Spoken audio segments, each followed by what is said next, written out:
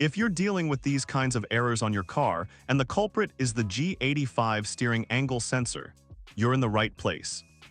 Today, I'm going to show you how to replace it right at home and save yourself a ton of money on expensive shop bills. The whole process is actually pretty straightforward. And it's exactly the same for a lot of Volkswagen models, like the Golf 7, Passat B8, Tiguan, T-Roc, and many others. If this helps you out, show some love by hitting that like button and subscribing to the channel. Alright, let's get into it.